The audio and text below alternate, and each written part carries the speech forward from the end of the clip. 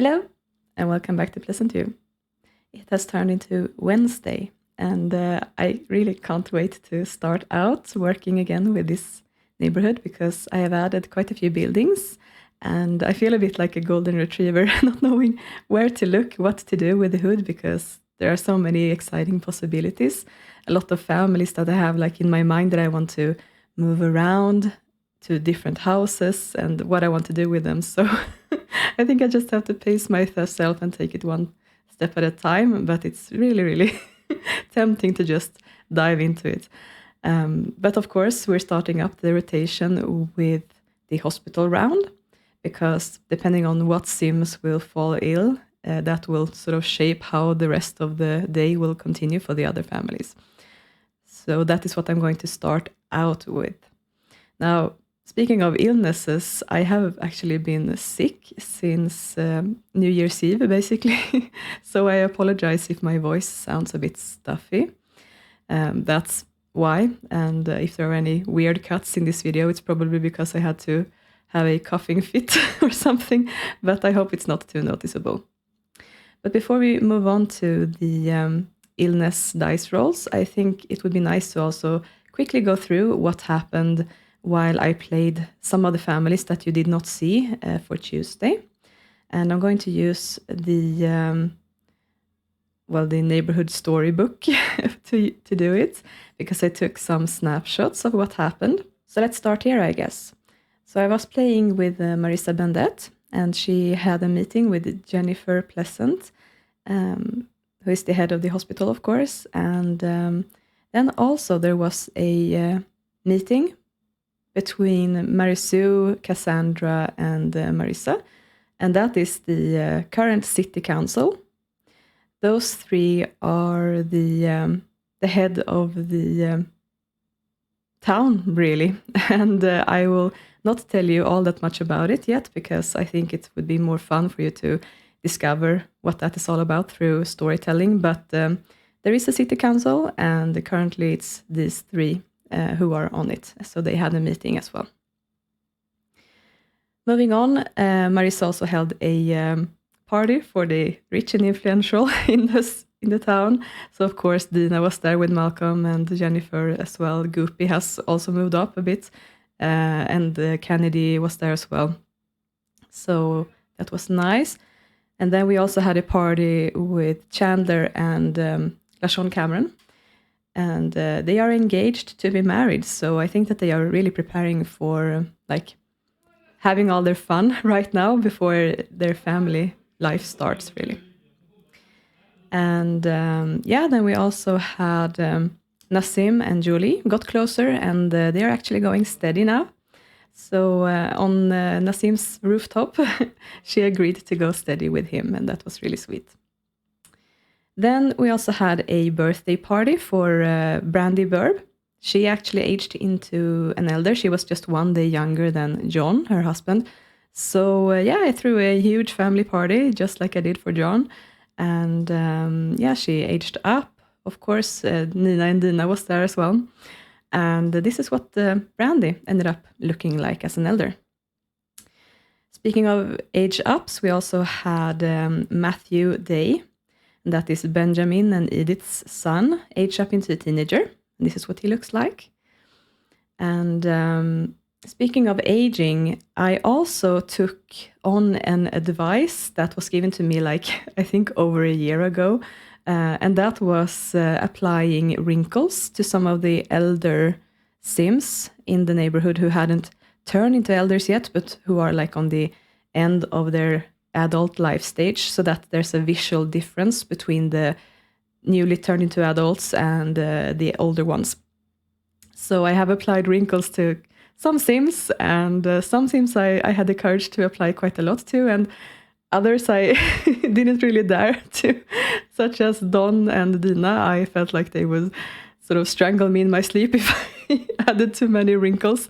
But there will be some visual changes to some of the Sims as we move along.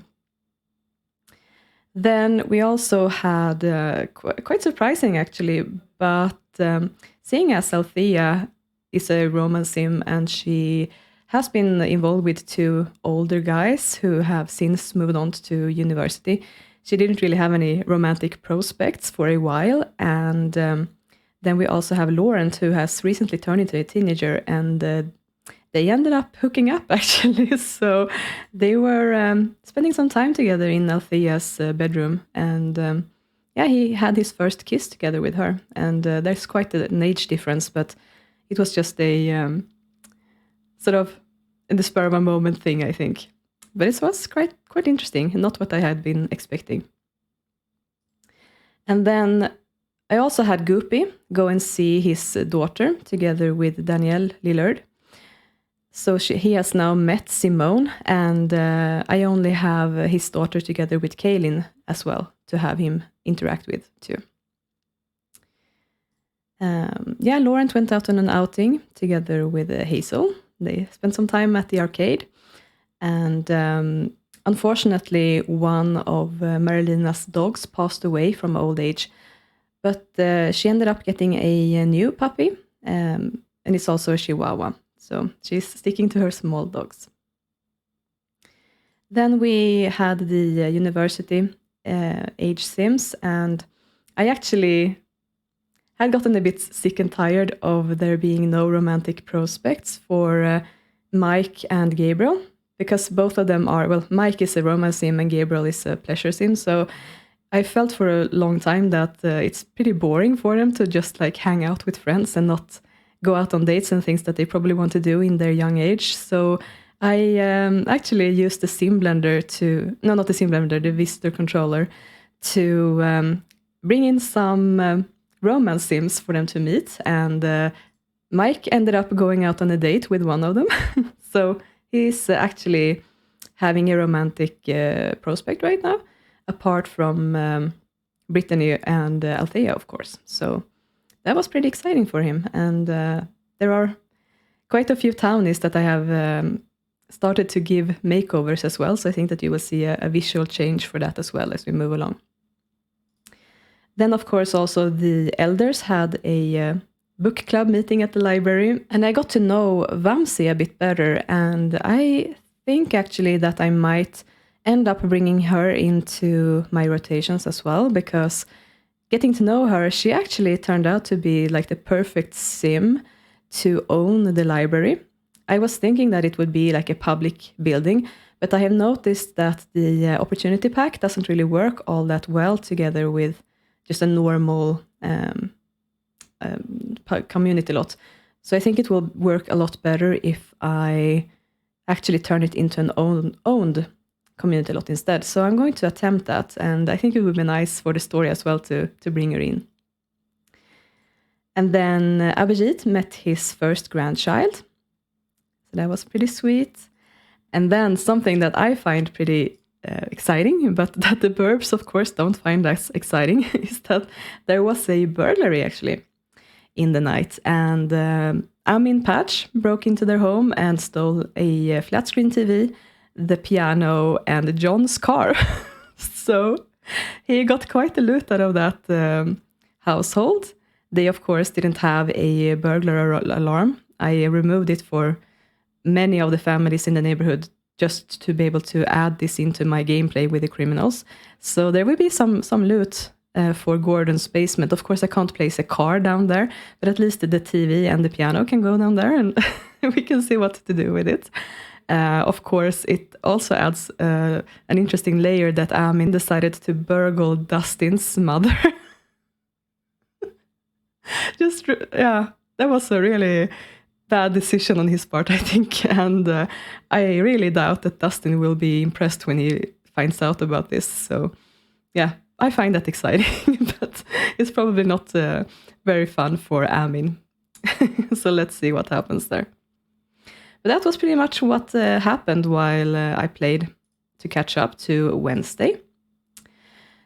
So before we start the actual gameplay, I want to take a moment to actually do the illness dice rolls. And if you're not into that, I will leave a timestamp so you can skip by this entire part and just get into the gameplay instead. Because it's just going to be a bunch of calculating and yeah.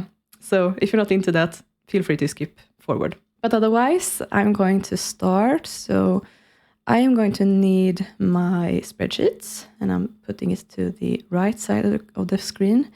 And I'm also going to need the random.org page. Now I have this calculator here, of course, and I'm going to start out with rolling for cold or flu. And then I'm going to move over to pneumonia. And of course, I'm going to start with the teens. So every sim has 1% chance to get ill. So I'm going to sort so we only see the teens. And I'm going to see how many there are. So there are a total of 18 teens right now. So I'm going to put in 18 here. And it's going to be between 1 and 100. So that is correct. So I'm going to click Get Numbers. And I'm looking for number 1. And we actually had a number 1. And I think I'm going to read it like this. So it's the 12th sim. So number 12 in this list is Hector Goth. Okay, so Hector became ill. And right, so did I make it a cold or the flu? I guess I'll roll a 50-50. So I need one result. So if it's number 1, it is cold. If it is number 2, it is flu. Okay, so it is the flu. So Hector is ill with the flu. That means that he's going to have to go to the hospital and get the medicine today. Right? And then we're moving on to the young adults, and they have a 2% chance to get ill. So I am changing to them, and they are only 5. So I'm going to do 5 results and 1 to 50. Get numbers. And there was no 1, so there will be no illnesses for them. Right. Next, we have the adults, and they have 5% chance to get ill. So, yeah, compared to the other age stages, we have a lot of adults. So let's see. It is 58. It's going to be 1 to 20. Right. We had some. I'm going to have to count which ones they are. So 22 is the first one. Okay, we have Lilly Do. We have 26. Okay, it's Phoenix Gibson.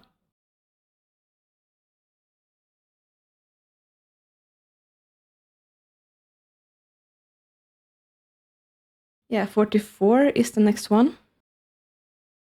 Okay, so it's Demi Love. And 53. Okay, it's Christy Stratton. Okay, so we have 4 sims.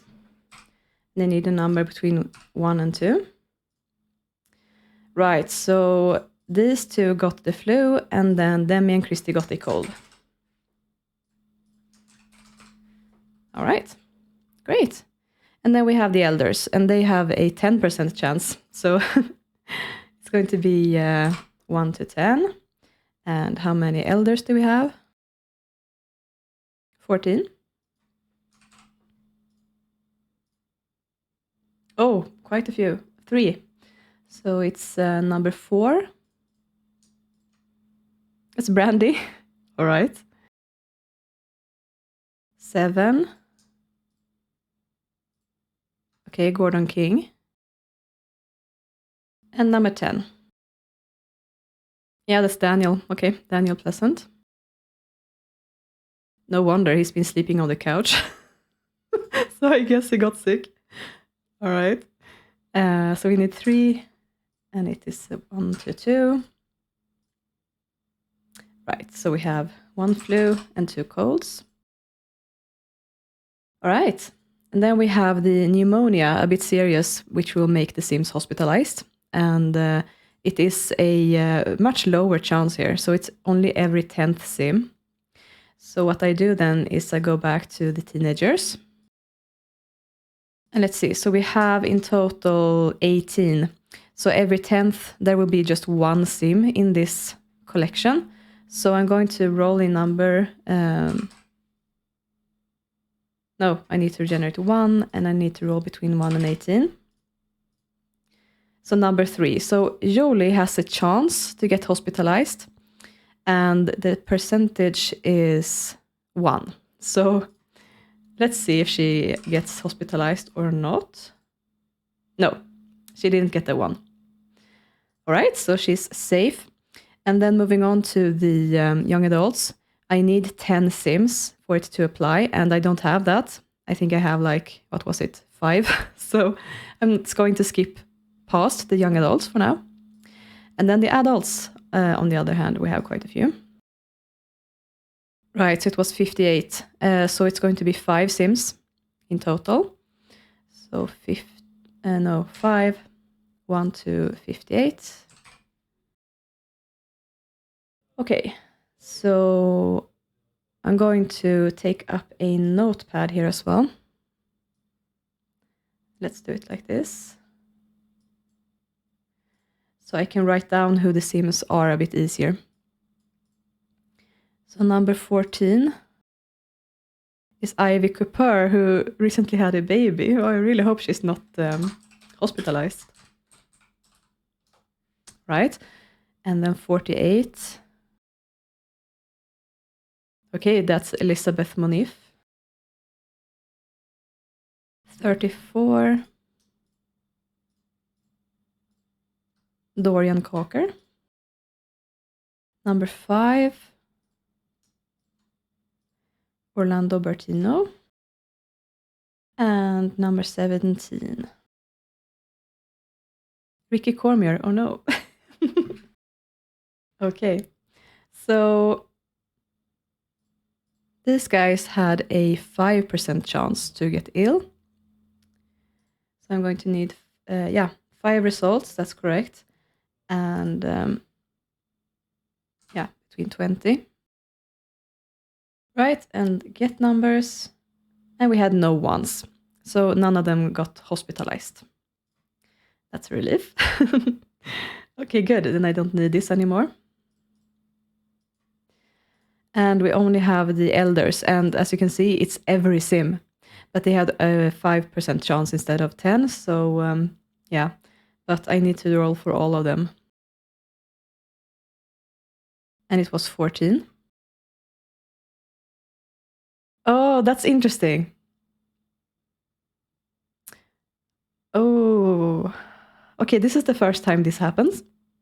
But the way that I wanted to play it is that if I have an elder who is hospitalized, that is translated into them having to move to the nursing home, actually. And the last one in my list is Come. Wow.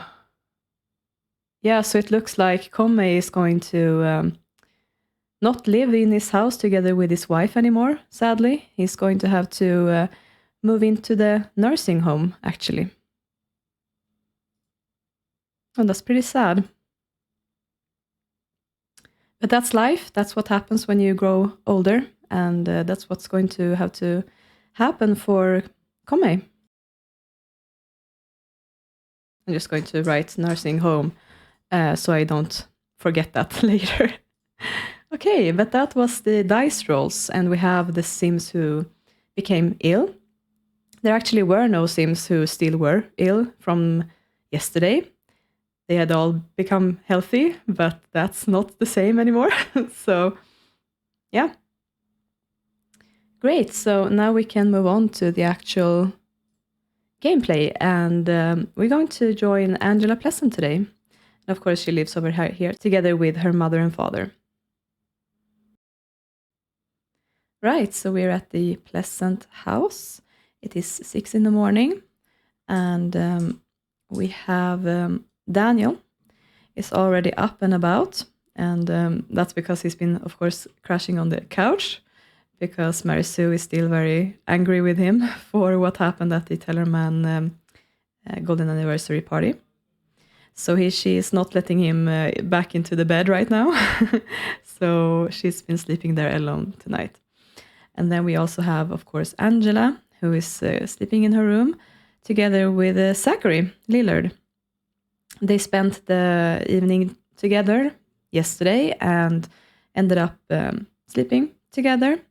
And as you can see, I don't remember if she actually had a crush on him or not, but throughout the days that have gone by, she has lost that crush, or if she didn't actually have one yet. But she's not feeling completely certain about Zackery.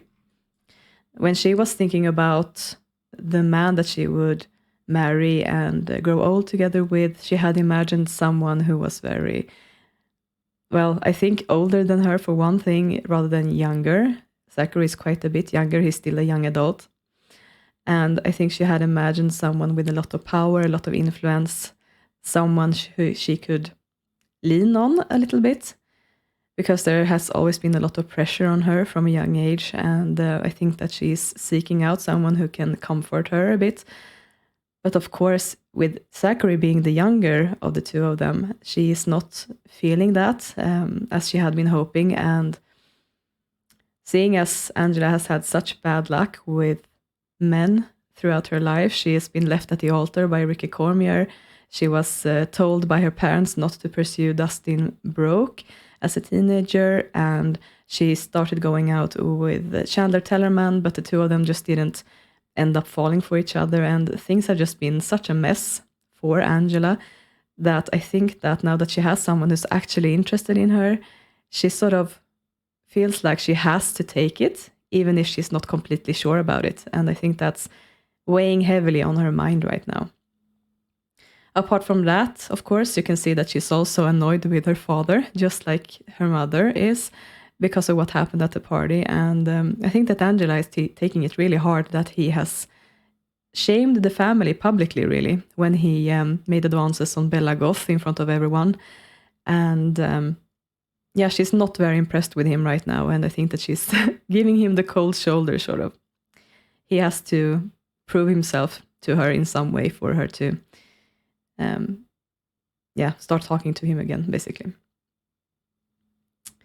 So I think that relationship is also a bit strained right now. And besides that, of course, she has grown a little bit closer with her sister, Lilith. She has tried to reconnect a bit with her. But, of course, Lilith has been really, really tight-lipped about who the father is of her child.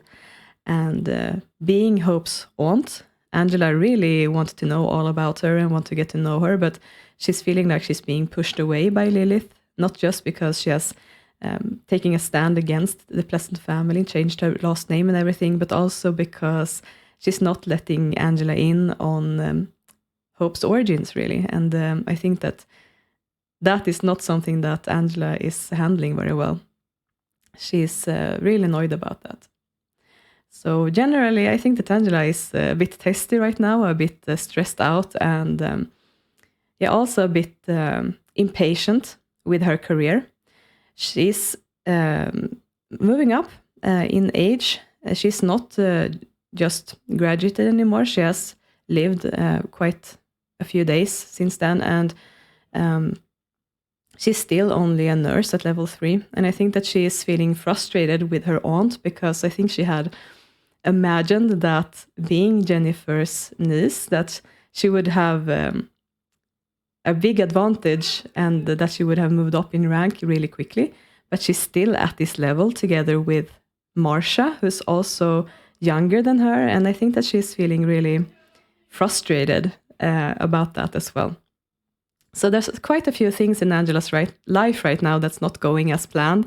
And she's very likely to snap at some point, I think, because I think that growing up the way that she did, she hasn't learned how to handle stress and anger that well. So we will have to see what she gets up to handle all of this frustration. But as for now, she has to leave really early for work. She starts at 7 a.m., so you can see the car is already queued up here. But before she leaves, I want her to actually say goodbye to Zackery. So I'm going to have him get out of bed as well, just so that they can take a moment to say their goodbyes. So of course she's telling him that it was a very nice evening together, and that she has to leave to work, but that she would like to see him soon again. And I think that Zackery looks really happy about that as well. He's grinning at her, looking happy about it. So I think he's more excited about this relationship than Angela is, I think. So yeah, she's going to say goodbye to him. Yeah, she only gives him a hug and she doesn't kiss him. So, but you're not even going to change into your, okay, yeah, go home in your PJs. Why not? Right. So yeah, Angela is actually just going to head out to her car and drive to work.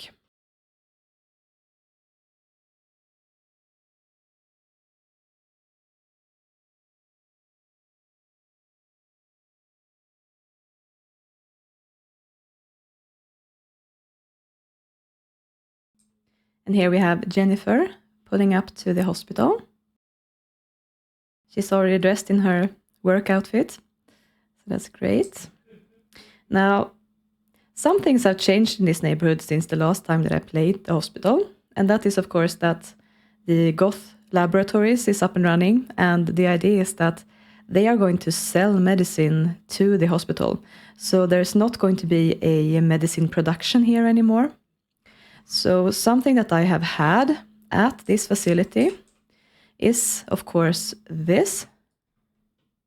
And this is not going to be here anymore. This is not going to be a lab. This is going to be more of a, I don't know, surgery room or something, I guess. Some sort of lab, but not for creating medicine. So the first thing I'm going to do is delete this, actually. But then, of course, I want this to stay pretty much as it is. But I think I'm going to move Mr. Skeleton in here. He can be there instead. And what else to put in here? I think maybe I can have one more of this. But then, do I actually have access to the telescope now? I think I forgot to fix that since I played the laboratory last time. Yeah, I should have brought that with Jennifer, I guess. But I have to go in and actually make that available on community lots so I can use it. I'm going to... it's a CC object that you can use as a microscope to build logic skill and things like that. I'm going to add that just into my task task page in my spreadsheets. So you can actually go into CMPE and change the settings for objects so that they are available on community lots if they're not from the start. So that's what I'm going to have to do. But for now, let's just put another computer there, I guess. Oh, I don't have the funds for it. Okay. I guess let's just leave it empty for now then. I don't really need to have anything there anyway. Yeah. Let's just keep it like that. I feel like this is too close to the floor. Weird. Right. So that is gone, and I'm going to have to arrange for Alexander to sell that medicine to Jennifer. But yeah, otherwise, next step is just to... oh, no, not that. Are these locked? No, but I think this is right. Yeah, that's locked. Good. So yeah, I'm going to start by summoning the Sims who are going to be ill. Just so I can get that out of the way. Right, and Komei is not going to be included here. Right, so here they are, all of them. And yeah, I mentioned in, I think it was, Ricky's episode, that I wanted to find a better hairstyle for Phoenix. And this is what I came up with. I think it suits him really, really nicely. I wanted something that was like halfway up, halfway down. And I think this is like the perfect hair for him. So I'm really happy to have found it. But yeah, so let's make these people sick. I have the make me sick tester here. That's one of the things that you can just spawn like this. Make me sick tester. I can even do it like that. And then you just click with the sim you want to make sick and give them the illness. So he needs to have the flu. Yeah, good. Then I can dismiss him. Great, so next person, Lily. She also had the flu.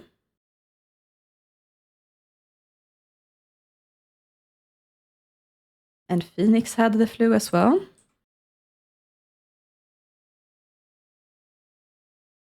Demi, on the other hand, had a cold. It doesn't look like she got it, but oh well, I tried. Let's see. Maybe she got it, maybe she didn't. So I'm going to clear off Demi. And then Christy. She also had a cold.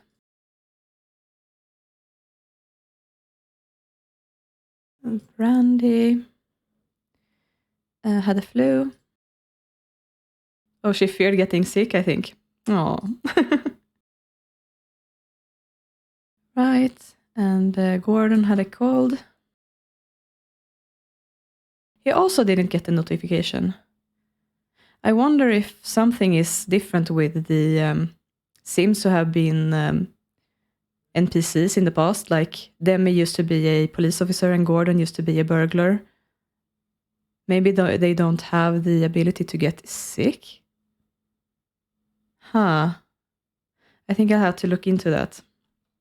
But yeah, let's just ignore it for now. And then Daniel is the last one. Good, and I can remove that.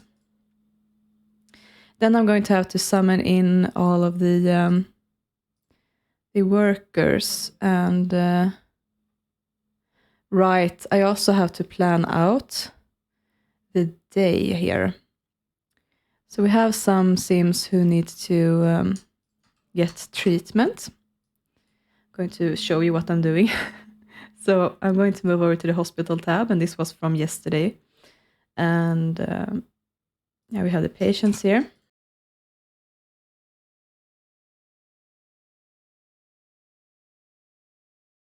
Right, and they need a prescription. And that costs 500 simoleons.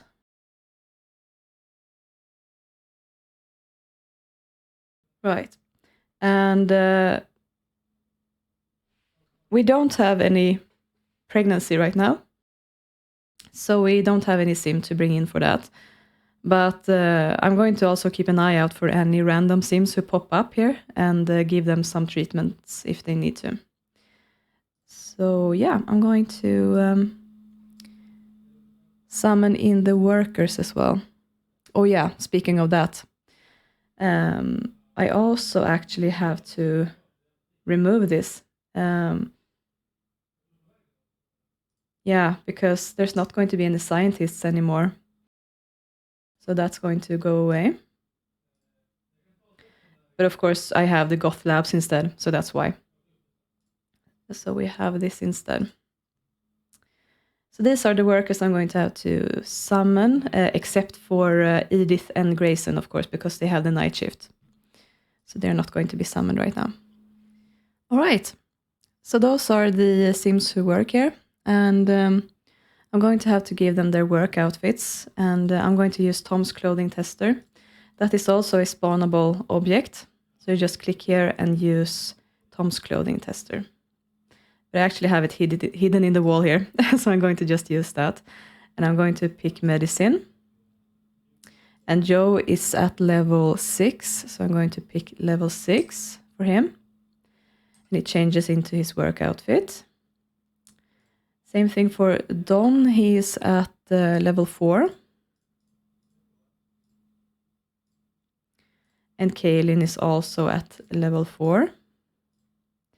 Angela and Marsha, of course, are at level 3. Oh, she's already in her work outfit, so I can't pick it. And Marsha is going to change as well. Good. So they changed into their scrubs. And I've noticed that it's important to pick the correct work level on the dresser when you change them, because otherwise it might mess up the job levels on their work page. I've had Sims who randomly got level 10 in their careers before, and it seems to be related to if you pick one outfit that's in a career that they don't have or something. So better stick to the correct level and the correct career. Right, so to Angela's annoyance, she is on duty down at the reception desk. So she has to sit here and work. And I'm going to have her, let's see. Oh, did something happen? Because, so this is one of the things that can happen. So I'm going to use the sim blender to pick the correct level for her. I think it was because I started to pick a clothing for her, but she was already dressed. So it seems like it's pretty sensitive, actually. I can just fix it with a sim blender, so it's no biggie. But yeah, I think she's going to sit there and work on her... I mean, what do they need, really? They need quite a lot in mechanical, actually. Quite a lot in cleaning. I think I'm going to go with cleaning for Angela then. She's going to sit there with Monique's computer and work at home and write an article for cleaning. And then, of course, Marsha is going to take her spot in the lab. And she's going to be working on the practice on the doll here, I think. The other guys are going to have their morning meeting. So Jennifer is going to take the high seat in here.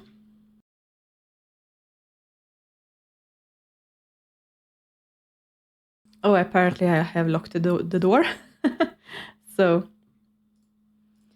unlock it. I think I locked it because I didn't want any hospital visitors to go into this room. That was probably why.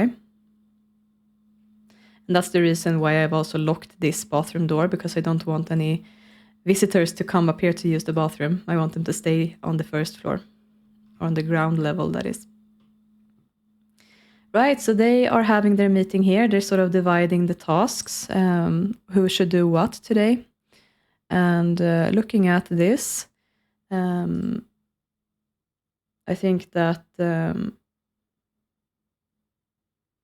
there's not really any need for Jennifer to step in and see patients today.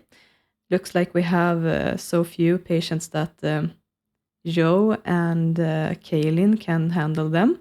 And then Don, of course, can pick up random visitors to give them treatments on the massage table. So I'm going to have, let's go with Joe for these two, and Kaylynn for the others. And I'm going to keep these white until I have actually had the treatments. Then I'm going to turn them yellow so that I can see that they haven't paid these fees yet. And then once they have paid, I'm going to turn them green. So that's how I'm going to keep track of that. So I'm hiding the ones from yesterday so I don't mix anything together. And yeah, that's how I'm going to do it, I think. So that means that Jennifer is free to actually be boss today. She doesn't have to take patients. So that's a good change, I think. And I think that she's going to sit up here and work some. And yeah, she needs to work on her mechanical, so I'm going to have her do that. Well, actually, I'm going to allow them to have a longer meeting. They only just sat down, I think. So let's just let them sit there and talk for a bit. And yeah, Angela is sitting here working. Looks like Daniel has arrived. Even though he just has a cold. He doesn't really need treatment. And Marsha has taken up position at the surgical table. This door should be locked, though. I know that you used to work here, Johnson. But this is really not somewhere where you should be allowed to be right now, because you work at the science facility right now. So why don't you leave? So let's see. No, it's not locked, right? So that's why. I'm going to go with allow me only, and then I'm going to give a key to... Oh, is it... Right, yeah. One key to Angela. And I'm going to give one key to Marsha as well. There we go. And yeah, I'm going to start with that. Maybe Kaylynn will need to have one as well, but let's see how that happens. So that should prevent random visitors from coming in there. You know what? Seeing as we have so few visitors today to the hospital, this is actually the perfect opportunity to hold a lesson, like a lecture. And that would, of course, be Jennifer who holds that lecture. So I think that that would be great for the young adults, really. We don't really have anyone who is specifically studying science or anything like that, but I think it's a good opportunity for them to just sit down and learn some skills and have a lesson here at the hospital. So I'm going to start with that, I think. I'm going to have, I think I'm going to start by summoning them first.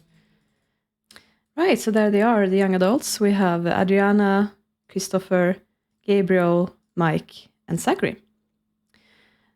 So I think I'm going to have them just sit down to start out. And then I'm going to have Jennifer move down here and have the lecture. And I think I'm going to lock the door, because otherwise I think there will be random people who want to come in and join as well, since we have random visitors here.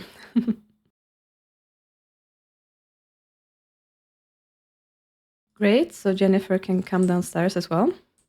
And I'm going to have Kaylynn move in here. And she can work on... She's really good at mechanical, but she's really not good at all in logic. So I think that's good for her to work on logic then. So let's do that just before she sees her first patient. Same thing with Joe. Well, actually, this was Joe's workroom, wasn't it? I'm going to let him keep that, and Kaylynn can have this one instead. And Joe, it's better for him to work on mechanical, I think. And then Don will, of course, go up to his office. Question is, we have some people here who could get the treatments. It makes a lot of sense for Makoto, for example, to get it. He's at the nursing home, so I guess he would need some treatments. So I'm going to make him selectable.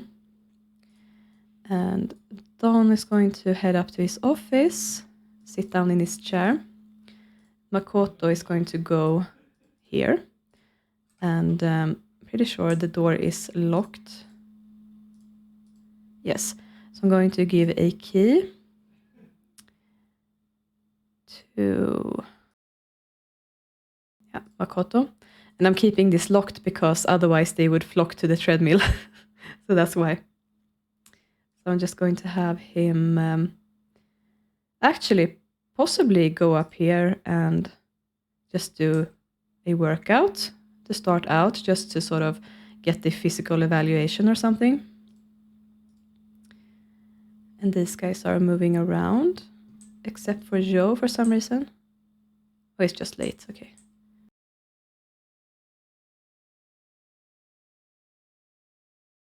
Right, I'm going to lock allow me only. And I'm going to allow her to go in. Because what I've noticed with these opportunity packs is that if you activate it too early, before you have the actual lecturer be close to it, then you risk that someone else is going to decide to hold the lecture instead. So I'm going to activate the tech manual. Okay, so it's a tech manual, so I guess that's going to be a mechanical then, maybe. And yeah, lead tech seminar. Okay, those guys are not going to automatically attend, looks like, so I'm going to ask them to. Yeah, good. So I can actually make these guys unselectable now. They are doing what I wanted them to do. I'm going to allow Jennifer to hold her lecture until like 12 or something, I think. And Makoto has actually made it up to the treadmill. So yeah, I can ask Don to be personal trainer apparently. So let's try that and see what happens. Oh, he changes into his athletic wear, I see. It looks like he's booing him. I mean, that's not very constructive though. He's just laughing at him and booing. Okay, that's not very constructive at all. He got paid for it. He got paid for booing. Oh, God. Why is it always you, Don? Let's change him back into his work outfit. Good. And then Makoto can actually... oh, he can't purchase a massage. Can you... If you are the masseuse, maybe Makoto can purchase it. Let's see. Yes. And he's already paying for it at the table. So I think I decided last time that I wouldn't take out any other fees for it. So I'm just going to add him. But I don't even really need to add him onto the list then, because it's been taken care of at once. I don't have to do anything else. That list is more helping me to remember to pay the fees later. So Don is going to work on Makoto there. I don't think I need to have him selectable anymore. And yeah, I can actually have Joe see his first patient, I think. And that's going to be Hector Goth, actually. Oh, wait, actually, how about the medicine? I think that Jennifer, yeah, she still has some vials in here. So it's going to be enough for today's patients. That's good. And then I'm going to have her meet up with Alexander later somehow in order to have her buy the next batch of medicine. Yeah, that's how I'm going to do it, I think. So Joe needs to have 2 of these. And Kaylynn needs 2. Good. And I'm starting with Joe. And he was going to see Hector and Lily. So let's start with Lily, I think. And Lily, you can actually be wearing your everyday outfit. Great. So she's going to go here and greet Joe. Perfect. And then she's going to sit down in the examination chair and Joe can talk to her. And Dawn is still working on Makoto, it looks like. Jennifer is having her lecture. Looks like it's going well. Angela has actually moved away from what she was working on, and she looks like she's just lost patience and is just sitting down with the visitors. So I'm actually going to send her to lunch. I think it's since she starts so early, it makes sense for her to eat now. And she can have a TV dinner. And same thing with Marsha, actually. She can also use the bathroom and have a TV dinner.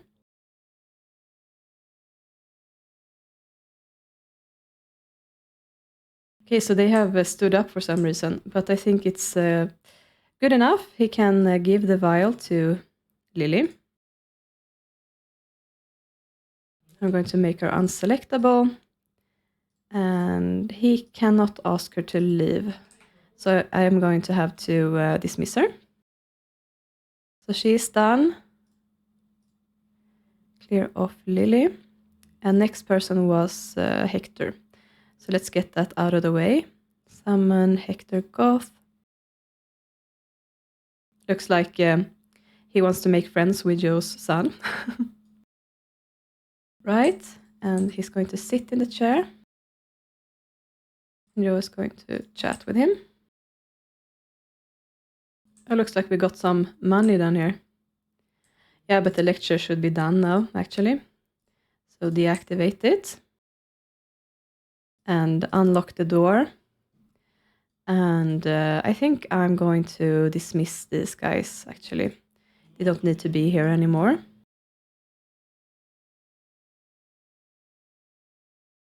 Yeah, that's everyone, I think. Yes, good. So Jennifer can also head in here and have lunch, I think. Marsha is cleaning. That's not what I wanted you to do. So have some TV dinner. Jennifer, I guess you can use the bathroom for now and then have TV dinner. Okay, so they are still sitting in this chair. Okay. So I think maybe... Not sure how to do it, because I like the fact that they have these here, because they get so obsessed with them so that they want to go to them all the time, and that's actually keeping them on this floor so that they're not up here and messing around. I kind of like that. But on the other hand, I don't want them to sit in this chair. Maybe I can find some invisible fence and an invisible gate and put that here. That might be the best solution, actually, so I'll have to look into that. Right, so Kaylynn has also finished her article, so she's going to go downstairs. Apparently Marsha got the cooking skill from heating up her TV dinner. Nice. Right, so it looks like Hector is feeling... Oh, I accidentally put it in his hand. I didn't mean to do that. There we go. Yeah, so he's feeling done. I'm going to make him unselectable. And I'm going to clear him off.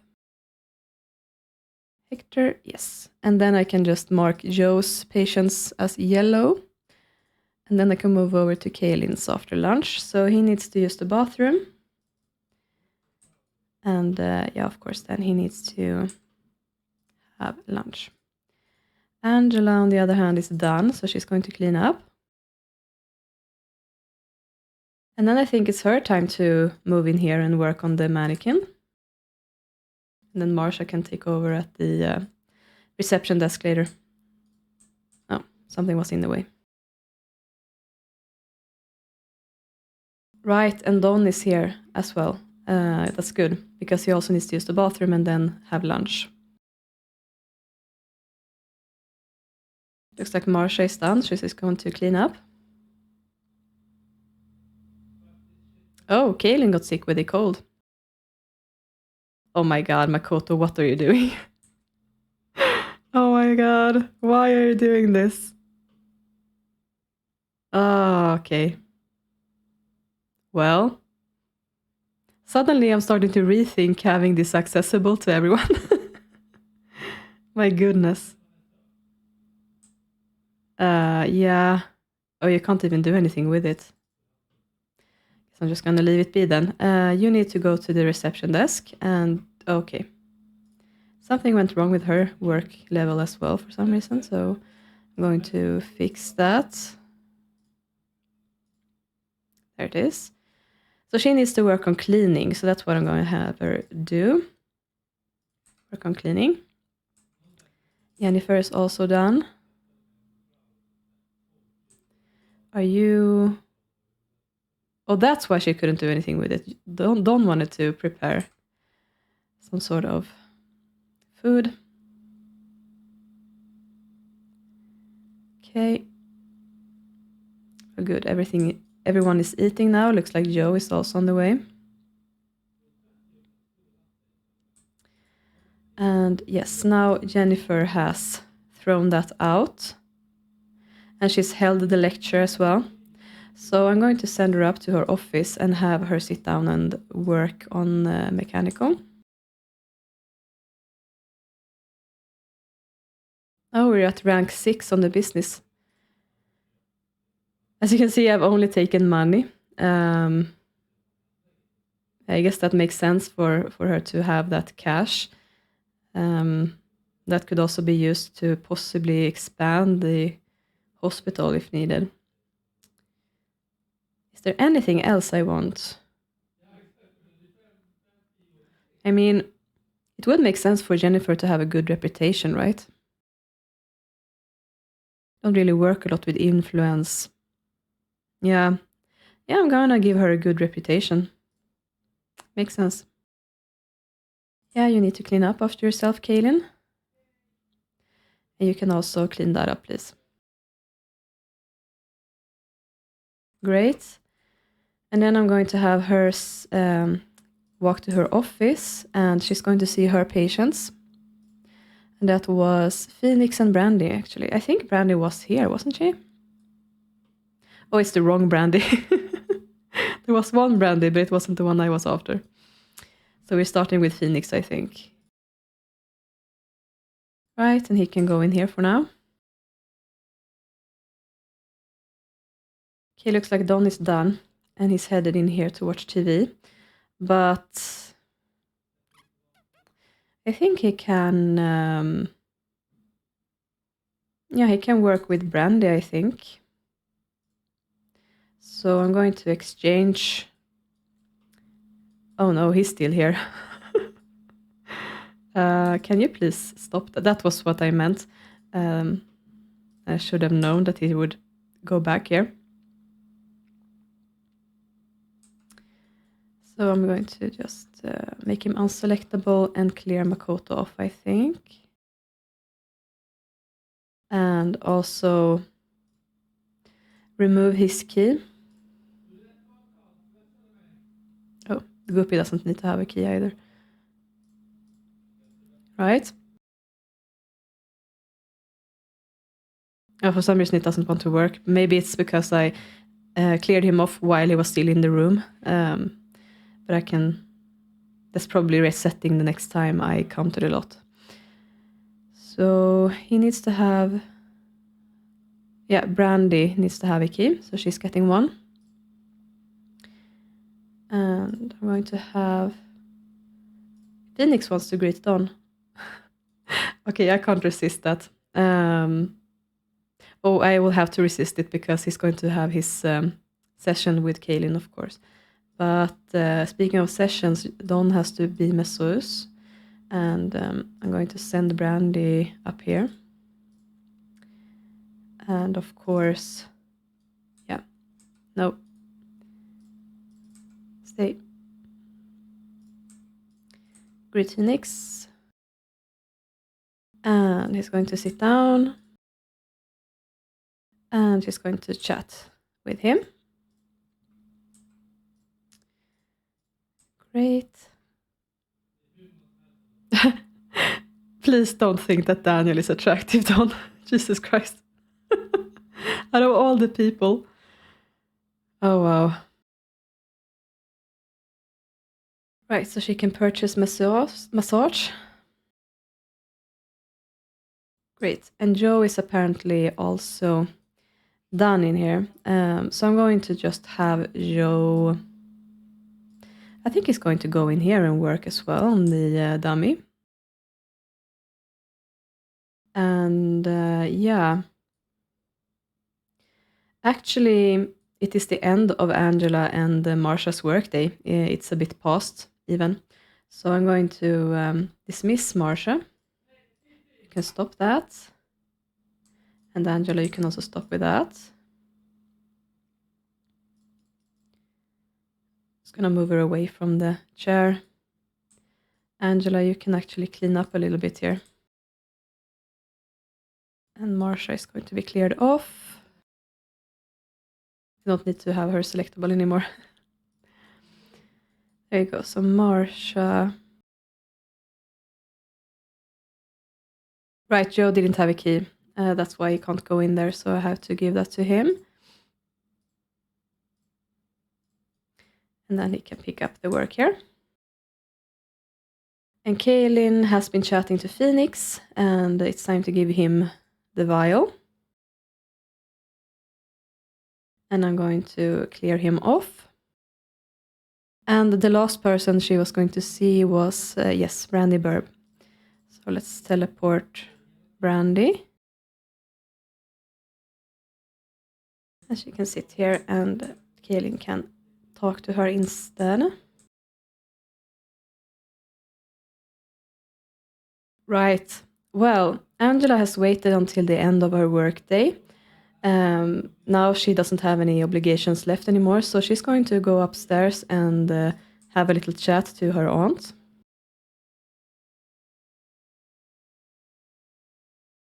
I'm going to interrupt Jennifer's work so that she can talk with Angela. They haven't even greeted each other. That's funny.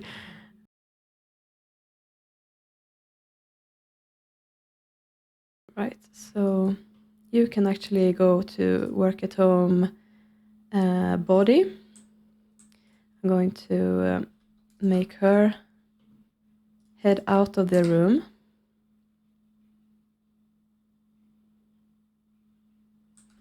Make unselectable. And then I'm going to remove the key from Brandi. I see now that worked because she left the room. Yeah, so that's why. Okay, so that's done. And oh, looks like Brandi is done here as well. So I'm actually going to have Kaylynn. Don't know where she's run off to. But it looks like she needs to use the bathroom anyway, so let's have her do that. But Brandi needs to have the last vial. Good. She's going to be unselectable, and then I'm clearing off Brandi. Oh, which Brandi is it? Pretty sure it's this one. Yes. Okay, good. Yeah. So Joe is working, Don is working, Kaylynn is walking to the bathroom. And yeah, then Angela is having a chat with her aunt. So she's talking to Jennifer about her ambitions at work, that she really wants to follow in Jennifer's footsteps, that she has high ambitions about leveling up in her career and taking on more responsibility. She has been trained to be more than a nurse. This is really something that she's been aiming for a long time, and she would really like to take the next step in her career. And Jennifer is saying that she has seen really good things from Angela, but that there is no position open right now for her to fill.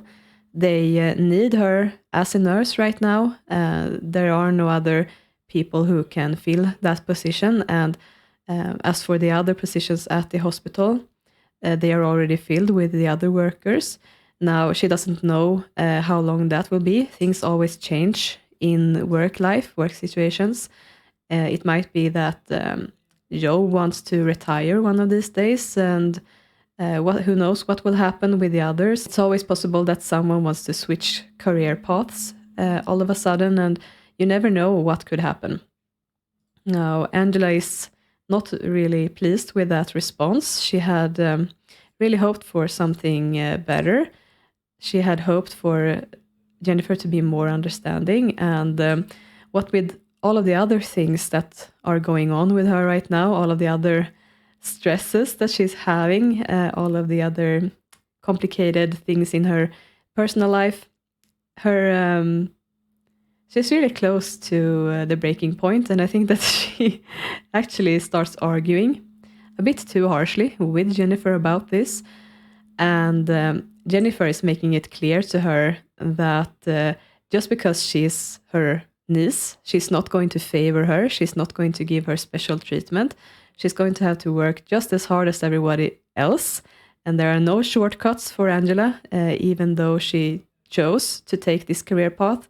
She will have to go the normal way. She can't try to take a shortcut and fake it, basically. So Jennifer is not very impressed with her behavior right now, and she's telling her that if she wants to try to fill her shoes, then she will have to prove herself a more calm and collected and mature person that she has been right now. I mean, Angela has been showing really bad signs about, she's been attacking Nina Caliente on site for one thing, every time she's seen her. And she's been really vocal about bad-mouthing people, and Jennifer has seen a lot of bad sides of her, and she really wants Angela to understand that she needs to grow up and be more mature before she can even dream of having any position of power in her work life. So that's how that conversation ends, and Angela is definitely not happy with her aunt about this. She had really been hoping that Jennifer would be more understanding. So she's leaving in a huff. She is not pleased with Jennifer, and she just wants to get home and take her mind off things. So Angela is leaving.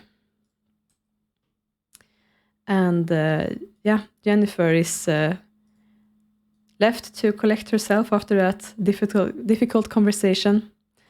And I think that she just immerses herself in her work to not think about all that. She's very firm in her decision, and this is very important for her, for Angela to understand that she can't bully her into promoting her.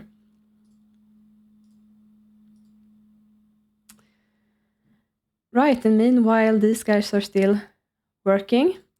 Kaylynn has moved over to sit with the patients, it looks like, or well, the visitors. But I think it would be a good idea for her to sit here at the reception and work instead. So I think that she needed to work on logic, right?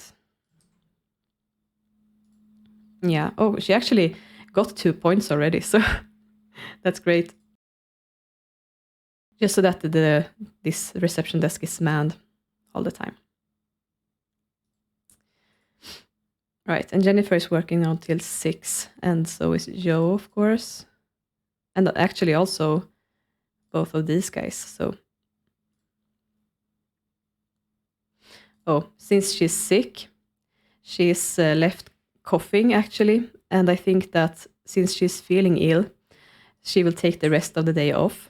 She has completed her duties. She only has this little extra thing left. So I think that she's going to leave early so that she can get well from her cold. And Joe is going to take over at the reception desk instead. So clear off Kaylynn. And then Joe is going to move over here instead. Right, and it looks like Jennifer is also done with her article. So I think for the last the last few hours. She's going to have another session with Bella Goth, I think. I think that Jennifer is not giving up hope about her, and she is calling her in for another session because she wants to try to help her any way that she can. And she really, really hopes that if she can start working with Bella, she can figure out how to move forward and how to help her. So Bella is going to arrive.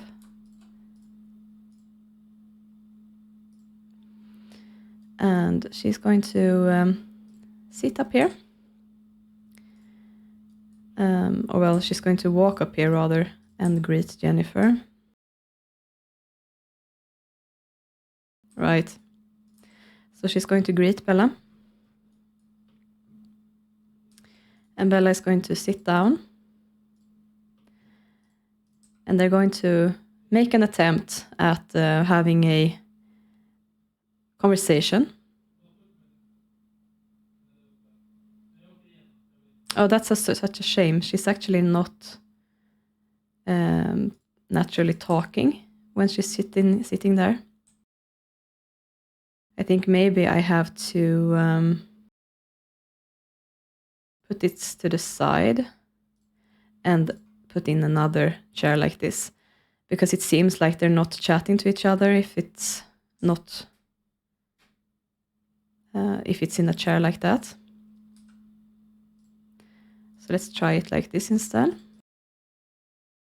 Yeah, now they're talking to each other. Good.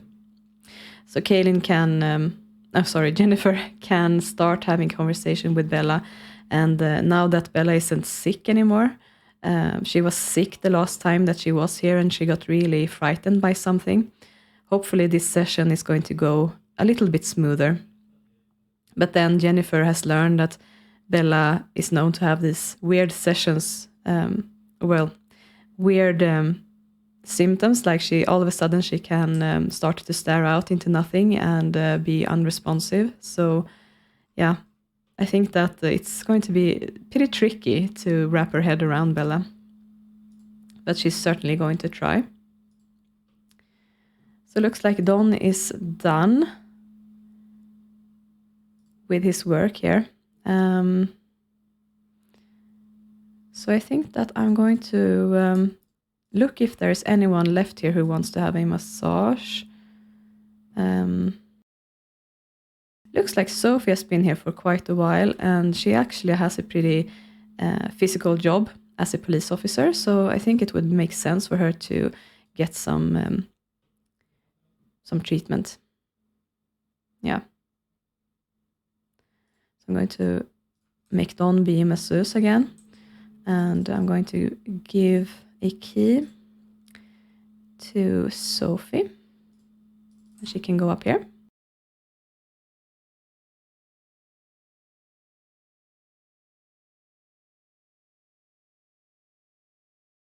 Great, and this looks like it's going well as well.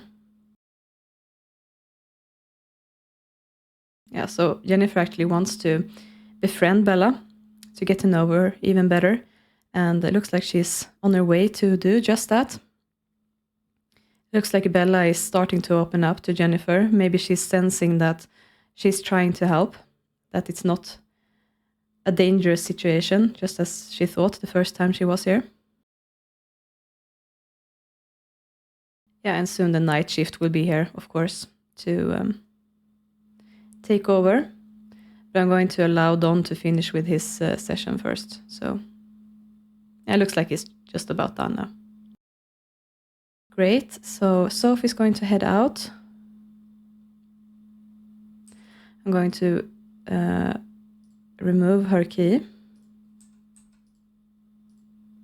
Yeah, good. Don, I don't think that you're welcome in this private session. So just get out of there. And yeah, I think that Jennifer is going to say goodbye to Bella, thank her for meeting up with her, and that she would like to see her soon again to keep going with their sessions.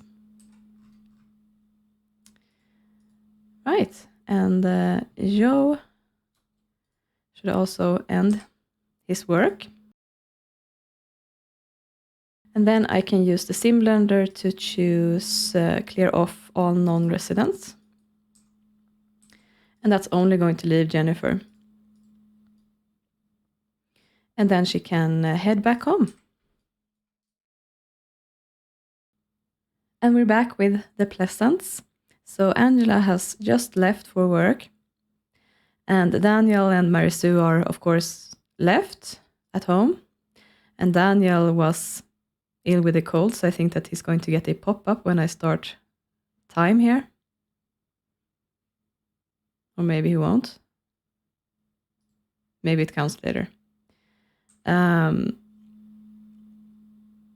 Yeah, of course, Marie-Sue is still very angry with her husband, but other than that, she has vowed to make amends to Lilith any way that she can. She has recently been feeling really, really guilty about how things ended up with her other daughter, and looking back at the life they had together when she still lived at home, Marie-Sue feels a lot of regret for how she treated her now, once she has not had her at home for such a long time and she's had time to reflect on it and think. And seeing as she's very, very close to the end of her life, I'm not sure if she's going to even survive today or if she's going to pass away. We will have to see what happens in the evening. But she's really, really feeling the wings of death over her shoulders, and I think that she definitely wants to take every moment she can spare to meet Lilith and hopefully also meet her grandchild, if she can, before she dies, and to do what she can to apologize and probably not be able to make it up to Lilith, but at least make peace with her. That's what Marie-Sue hopes anyway.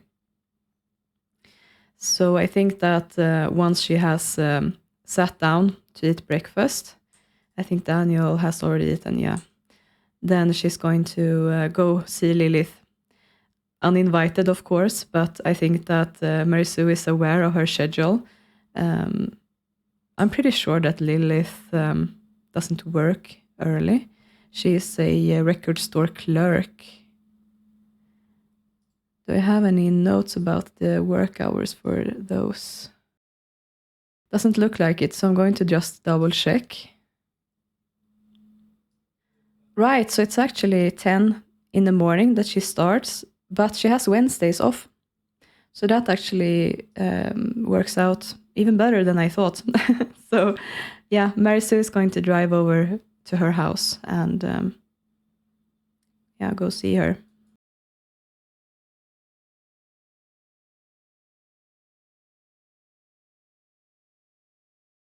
Daniel isn't showing very many signs of being sick, but I better send him to the bathroom just in case.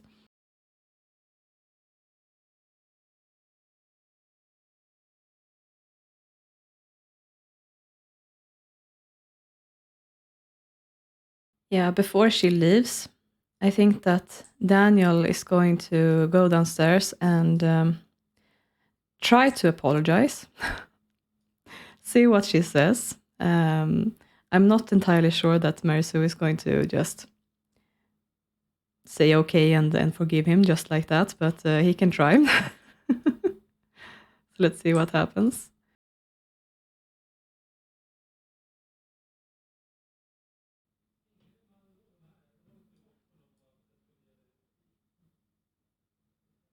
Yeah.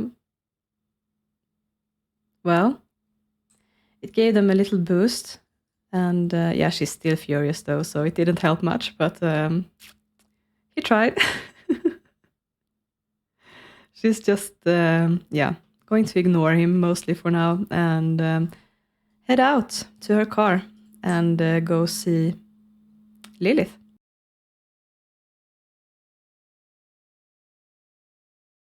Right, so I loaded up the Hamilton household, and the first thing that happened was that Johnson got sick with a cold, and that makes sense because he spent a lot of time at the hospital just now, so I guess he was made sick.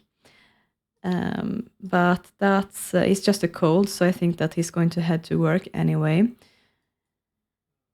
And of course, Lilith had a day off today, but Ophelia is working actually. So yeah, Lilith is going to be left alone to take care of both Aramis and Hope today. I think that makes sense. Oh wow, she's going to pee herself. I think maybe if I hurry with Ophelia, I can catch Aramis, if I'm lucky. But yeah, it's going to be too late for Hope.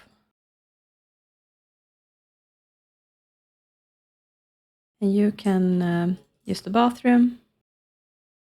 And yeah, I think you can serve breakfast.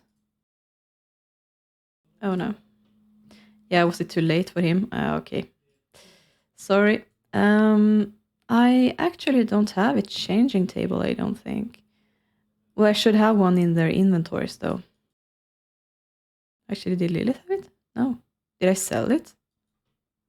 I guess I must have. Let's just... yeah, we'll have to change the diaper like this, then.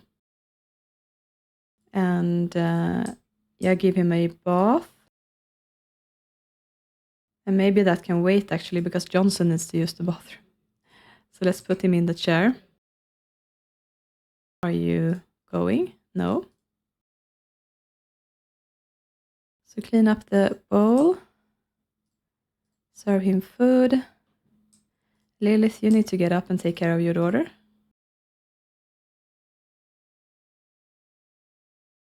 To clean that up.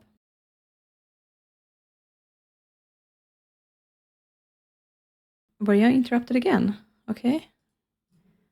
Let's try it for the third time then. Okay, good. Aramis is done, so I'm going to have Ophelia give him a bath. And then Lilith can place Hope in the chair instead. They're taking turns. Ophelia is also sick, apparently. I see. Clean up the bowl and then serve her food.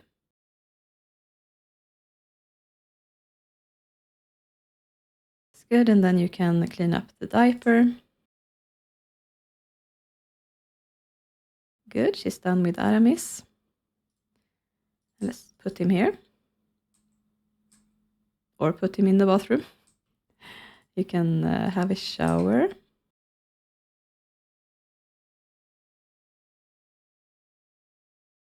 Yeah, actually give her a bath as well. Are you not eating? I guess he might have been coughing. They usually interrupt what they're doing.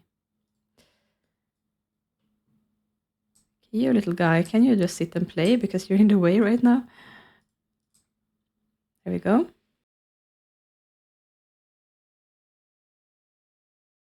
Right, so these guys are, they have been very kind to take Lilith in to live together with them, and she has been staying here for quite a while now, and she sort of started to outstay her welcome, at least with Johnson. The two of them moved to this apartment, to this little starter home in order to start up their family. And as it looks right now, they can't really move forward with anything when Lilith is still here with her daughter. And Johnson has showed very clearly in different ways to Ophelia that he's had enough, that he thinks it's about time that Lilith finds something else, somewhere else to live, and that she can't live on their charity anymore. They've been very kind to take her in, but enough is enough.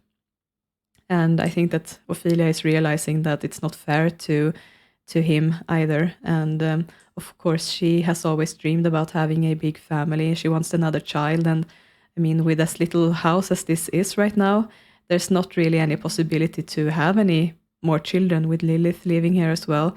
I mean, Aramis is just cramped into their bedroom right now. And yeah, it's just not fair, really. So I think that Ophelia is going to have a conversation with Lilith about this.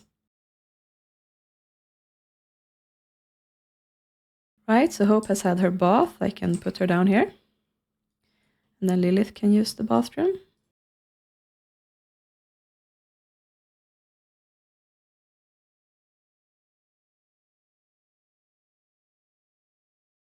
Right, so they're actually leaving for work at the same time. That's interesting.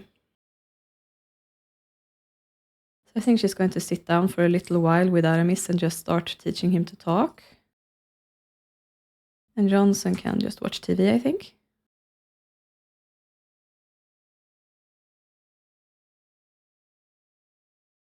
Things look pretty calm and domestic right now, and I think that for Lilith, this is really comforting, a safe place for her to be, and she's feeling really happy here. So I think that she's not having any thoughts about moving right now. I think that subconsciously she knows that it's not really fair to Ophelia and Hamilton and Johnson, but she has always had to look after herself and prioritize her own needs because she hasn't really been taken care of by other people. And I think that she has turned a little bit selfish from that, putting herself first in many situations, and she doesn't really see that she's being a nuisance.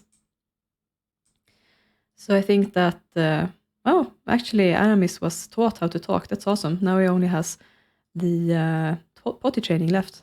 That's great.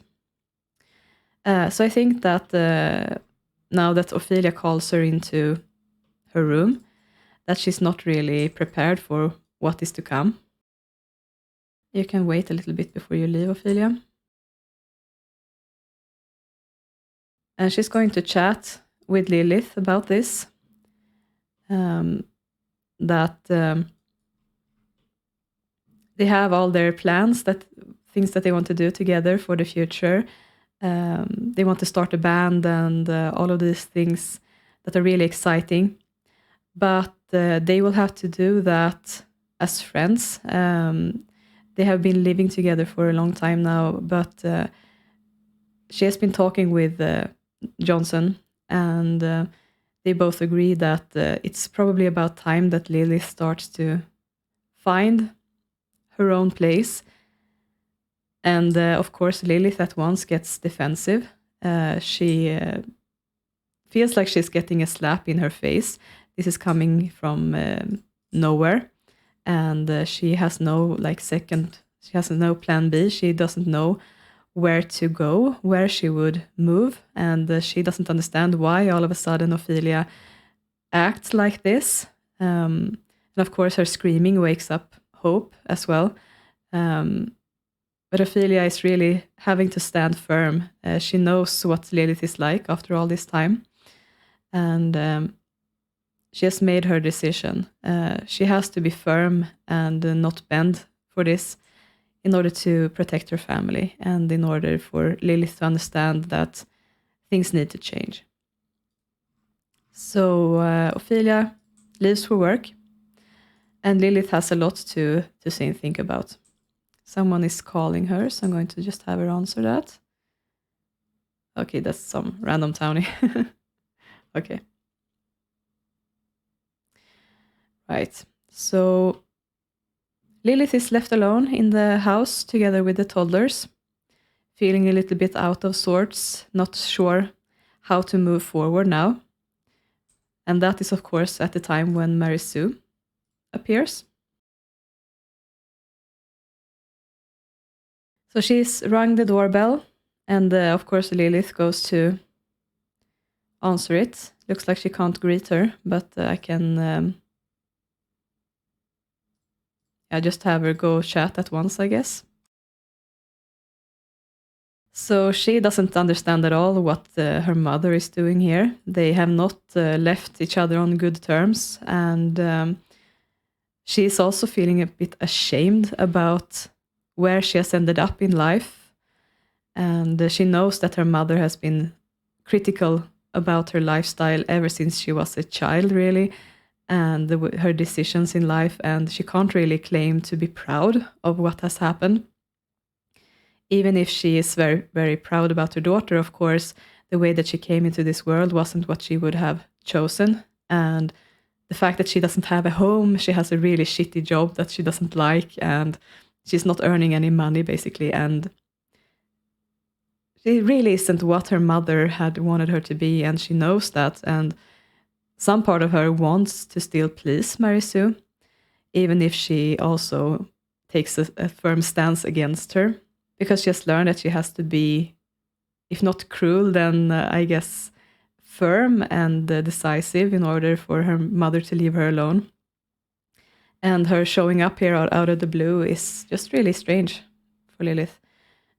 And she's not really sure how to handle it.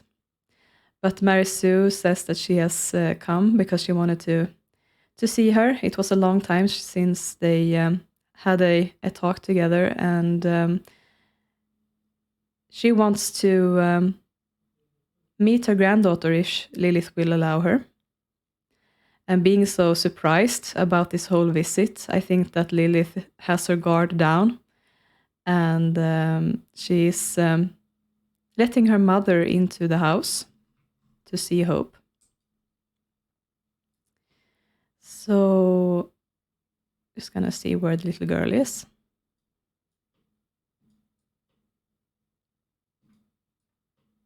Where has she crawled off to? She's out here. Oh no. Yeah, so Lilith has left the children to their own devices. So I guess that she will have to go out and fetch her. And Mary Sue is going to go in here and wait on the sofa. So she really is just as mischievous and headstrong as her mother, I think. She's walking in here. How are you feeling? You could use the potty, really. So I'm going to have Lilith just put Hope down and bring Aramis to the potty. Mary Sue is going to hold Hope.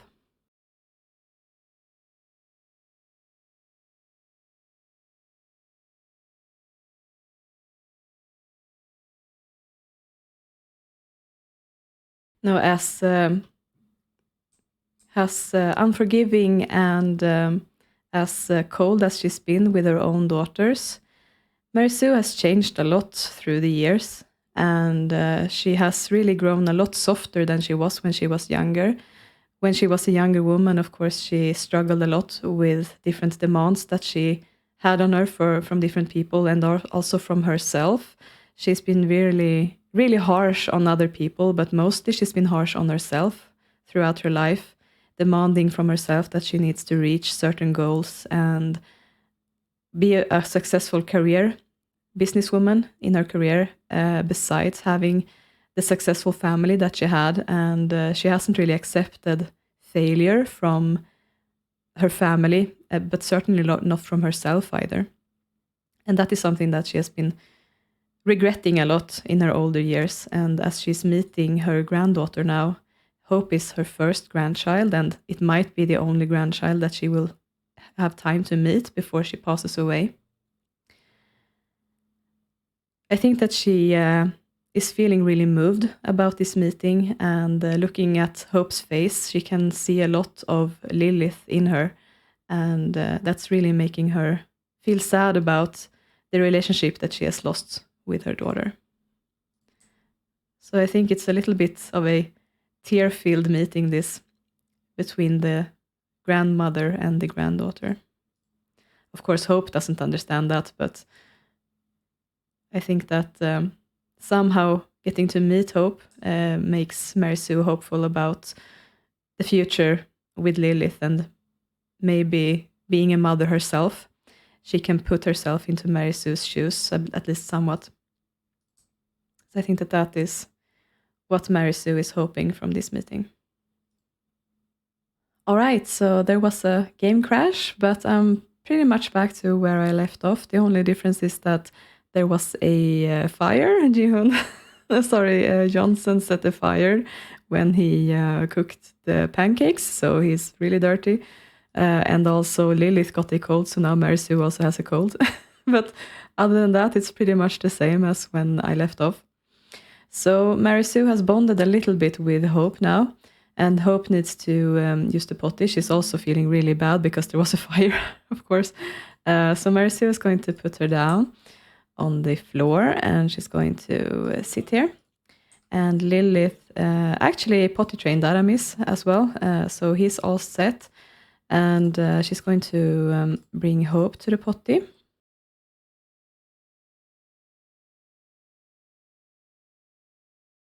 Yeah, Mary Sue can use the bathroom in the meanwhile.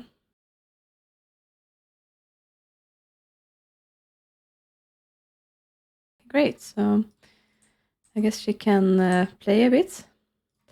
And Lilith can just sit and watch TV for now while Mary Sue finishes up here. Just gonna ignore this. Right, so once she's done in the bathroom, Mary Sue is going to sit down. And Lilith is going to turn off the TV and sit. Did you turn off the TV? No. Right, so okay, they're not talking. What if I make her sit again? Okay, let's have them sit at the kitchen table then, because apparently they don't want to talk when they sit in the sofa. Right. So Mary Sue is saying that she's very grateful to have met her grandchild. Hope is a really beautiful little girl, and she can see a lot of Lilith in her. And Lilith is actually pretty moved to hear that from her mother.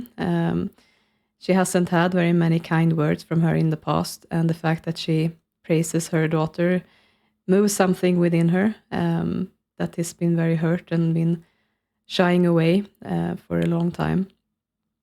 And Mary Sue is moving on to the topic of Lilith's living situation. She's asking about what the situation is for her. She's living with a friend. Is that by choice or by necessity? And Lilith confides that it wasn't the plan that she would move in here. She had other things going on. And unfortunately, a lot of things happened and she ended up here. And now it looks like she can't stay here for very much longer. Both of her friends want to move on with their own lives, and she's actually not sure what she's going to do next. And Mary Sue is asking about her finances. Is like, what is she able to afford? Is there any way that she can move into her own house together with her daughter? And Lilith explains that it's actually not possible right now. She doesn't have stable enough a job or anything that she can rely on to take out a good loan. She might be able to find some sort of apartment, possibly that she could be roommates with someone. And Mary Sue is saying that, well, with a young daughter, it's important to have a secure home where you can let the girl grow up and feel safe. And living in these kinds of conditions with moving from place to place and living depending on other people, it's not very good for the girl. So Mary Sue offers her some money to find a proper house so that she can actually move somewhere. And she also says that she's sure that Jennifer wants to help her out as well. They have had a conversation about this, and well, Jennifer also wants to help Lilith, of course. Both of them care very much about her.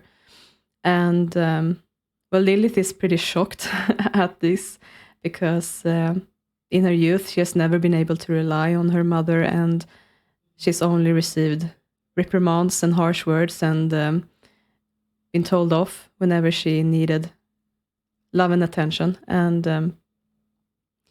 so this comes like out of the blue, and not at all what Lilith expected. She only expected scorn, and that she would have to have her own, that she only had herself to blame in Mary Sue's eyes for everything that's happened. And the fact that her mother wants to help her is actually something that she had never dreamed of, and that's actually very moving for her. And she asks Mary Sue, why do you want to help me all of a sudden? And Mary Sue ends up confiding that she has had a lot of time to think, and that she feels really, really bad about how things ended between them, that she has behaved inexcusably in the past, and that she has destroyed what's most important in life, and that is the bond between herself and her children, and that she has a lot of regret about that, and any way that she can, that she wants to make some sort of amends. And she tells Lilith that she doesn't have to accept it. Mary Sue understands that she only has herself to blame for everything that happened, but that she wants to do anything that she can to help Lilith and improve her situation. At least that's the least thing that she can do after everything. So with those words, Lilith once again has a lot to think about, and she's feeling very confused and tentative about this, because kind words like this were never spoken to her from her mother in the past, and she's pretty stunned. She doesn't know really what to do with this. Any other daughter probably would have hugged their mother and said kind things back, and been showing their gratitude openly, but Lilith just closes down.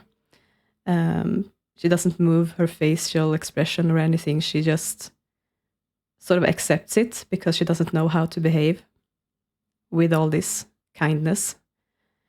And Mary Sue decides to take one last look at her granddaughter. Let's see if I can find Hope. Yeah, she's gone into Aramis' bed, so Mary Sue is going to move into this room to just take a last look at her before she leaves. And Lilith just sits at the table and isn't sure what to do with herself. Aramis is approaching her, asking for attention, and that takes her mind off things a little bit and gives her something to do. But Mary Sue has looked at Hope one last time, for this time anyway. Hopefully she will get to meet her again, but you never know. And she's going to say goodbye to Lilith, and leave for now. So there's no warm hugs, no affection. They just say goodbye, and Lilith is left alone to contemplate what just happened and try to figure out what to do with all of this. All right, so Angela is returning home from work. No, don't bring him home. For some reason she was promoted, even though I added a job stopinator to her, but I think I might have added that too late. So I'm just going to bump her back down to level 3. So Angela is back home, and she's feeling pretty restless and annoyed, and like she's got an itch under her skin that she can't scratch, and she just needs to do something to take out her frustration. And I think that she would like to go to the gym. She's into fitness. That's her hobby, and that's what allows her to relax, and what she does for fun, and to do something that she enjoys. And I think that she would like to invite the Zackery over for a sort of gym outing date, what to call it. And so she's basically just going to go change out of her job outfit, and then she's going to head back out again. Mary Sue is also back from her visit to Lilith, and she is currently sitting at the piano, her favorite spot in this house, and sort of handling her feelings. She has now met her grandchild, and she did accomplish some sort of truce with Lilith, and she's going to take this opportunity to also send money to her. So I'm going to go to Bank Online and transmit money to, I think I'm going to go with bank accounts, and she's going to send quite a lot. Now, the Pleasants are very wealthy when it comes to their home. They have a very lavish house, but in their pocket, they don't have all that much, really. So I'm going to send quite a lot to Lilith despite this, because I think that Mary Sue's guilt is very strong, and she really desperately wants to fix things so that at least Hope can have somewhere nice to live, that she doesn't have to depend on someone else, basically. So I'm going to have Mary Sue do that. Yeah, and she transmitted 10,000 simoleons to Lilith. And I think she's going to go right back to her piano. Of course, Daniel doesn't know that she's done this. He doesn't really keep that close an eye on their finances. It's always been Mary Sue who's been handling all of those things. And yeah, he doesn't really care what happens to Lilith. He has never been warm towards her, and he's not feeling any guilt or any regrets in his old age. That's just not in his mind even. He isn't even considering Lilith right now. So Angela is going to head out to the gym, and then she's going to call over Zackery when she's there. So it is the Pleasantview Health Center.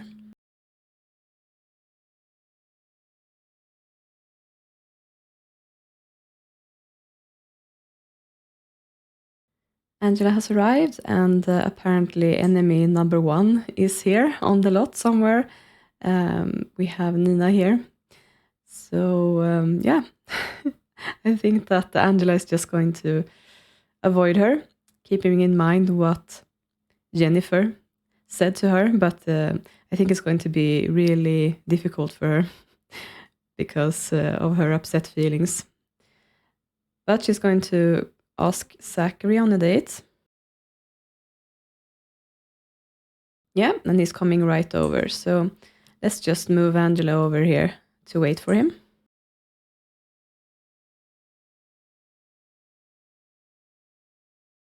Yeah, and he appeared all the way over there. So she's going to go greet him.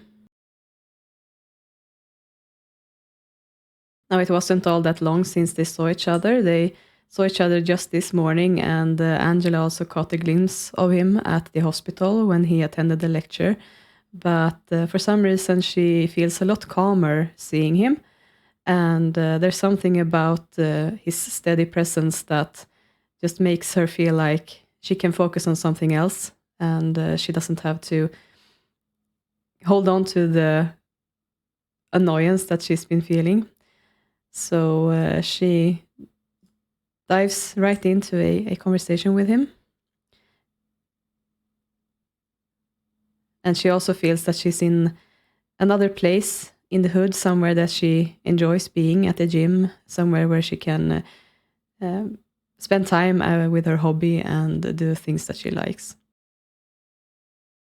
And she actually feels like she wants to fall in love with Zackery. She has reached that point now that she has realized that this could get serious, and even if it's not the way that she had planned it from the start, he really is a great guy. I mean, he's pretty similar to his older brother in some ways, even if it's, of course, his own person. But being a young girl, Angela had a crush on Randy, his older brother, and there's something about Zackery that really resonates with her, I think, partly because of that reason as well. So even though she's the older one, the one who has to take charge, I think that Angela is starting to come around to that idea.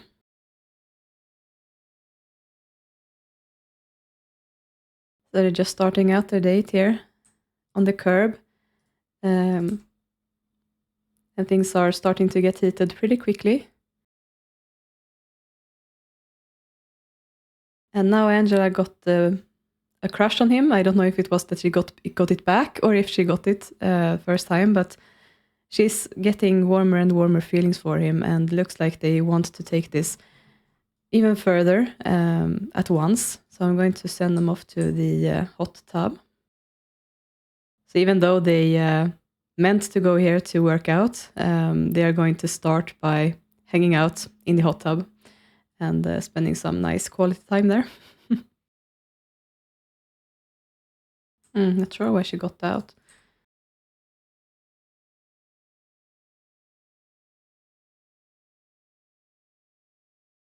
Right, so let's just wait for Kathy to leave. Okay, here's Ivy as well, so let's wait for her to leave as well. And Chandler, awkwardly. I mean, it's fine. Let's just wait until they're alone. Looks like they are doing some stuff on their own anyway.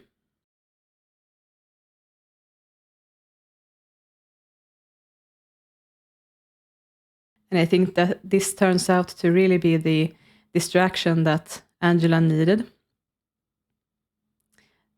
It's not only distraction, it's also some sort of reassurance that she's on the right path with Zackery. And that's something that she's been needing for a while, I think. Looks like they want to go again.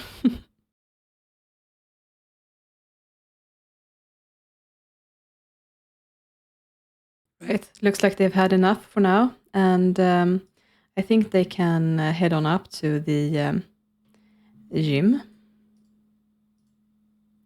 to actually do some real working out. I'm going to also make Zackery selectable. And I'm going to have them, they can work out side by side here.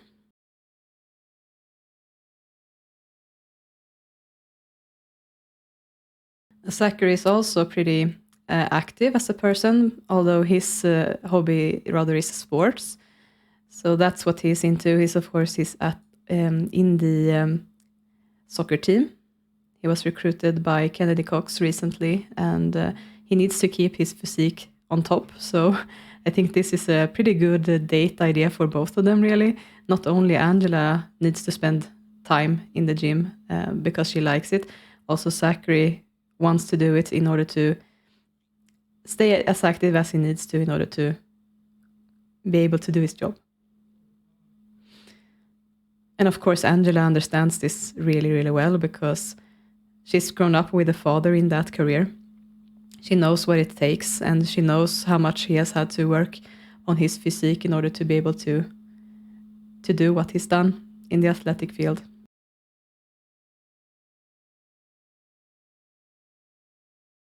I think that Angela is a little bit more higher in body than Zackery is. Yeah, she is. Yeah, because you can see that when she lifts her weights, there are quite a few more weights than Zackery has. So she's lifting heavier than he is right now. Right, so they have been working out for a while now. They're starting to get really dirty or like sweaty, I guess. And time is also starting to run out for the date. So I think that she's going to flirt a little bit with him before it's all over. And so that they end their date on a good note. She's gonna give him a sweaty hug. But he's also sweaty, so I guess it makes sense. It doesn't matter, that is.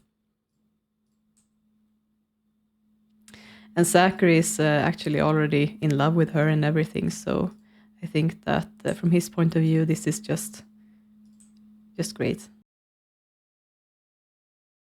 I think that some part of Zackery wants it for the money. The Pleasants are a very rich and influential family, of course, in the town, but he also really likes Angela. They are very compatible when it comes to their personality, and I think that he's actually have genuine feelings for her.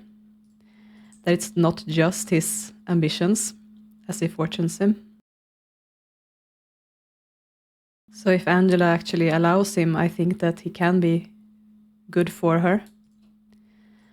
But yeah, that all depends on whether she can fall in love with him or not.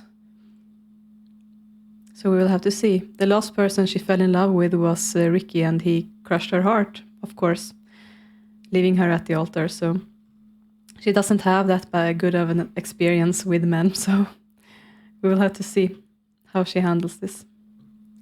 I'm going to have her have a shower, and then it's time for her to head back home. Speaking of which, here's actually Randy, Zackery's older brother. And they used to be best friends, but it looks like their relationship has gone down quite a bit. They haven't hung out recently. Of course, Randy has been very busy both with his growing family. He has young kids, and he also has started his own business, so I don't think he has all that much time right now for socializing. That might be why. But of course, they will be seeing a lot of each other if Angela and Zackery get even more serious. Right, so it's time for Angela to head home.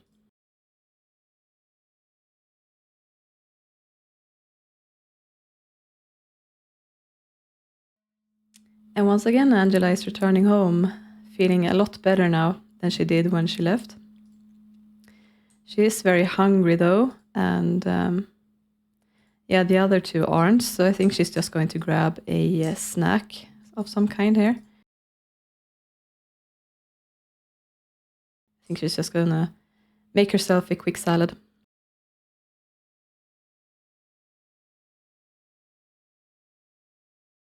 Angela is actually the one who does most of the cooking in this household, and she's always really, really nervous when she makes food for her parents. That never really goes away.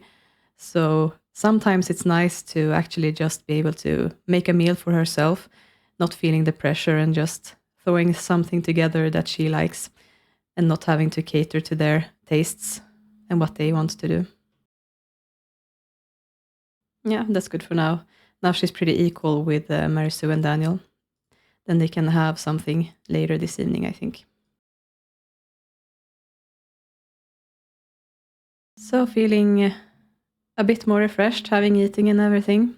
I think she heads into the living room to relax a bit, sitting here with her mother. And Mary Sue, of course, has had a lot of time to think now at her piano, and after everything that she talked about with Lilith earlier today, I think that she has her daughters weighing heavily on her mind. And of course, after the conversation with Lilith, she equally also wants to sit down and talk to Angela.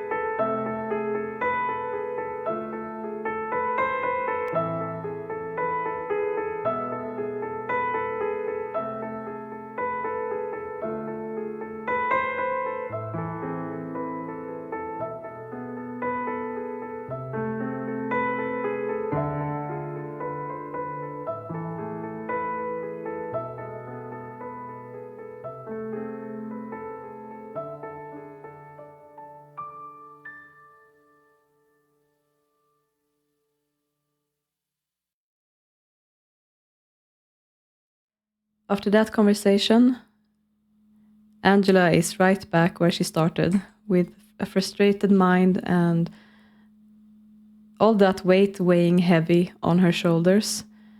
What she's grown up with, learning what she has to do, and that there's no one else to feel those shoes.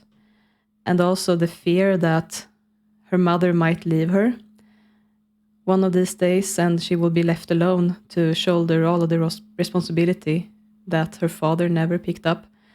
And once again, all of that calm and all of the peace she found together with Zackery earlier is just gone. And she doesn't know what to do with herself. So I think that she's just going to go out on a jogging round and just do what she can to just not think. She's just going to go jogging on her own. Usually she goes jogging with Daniel and with Philip, her dog.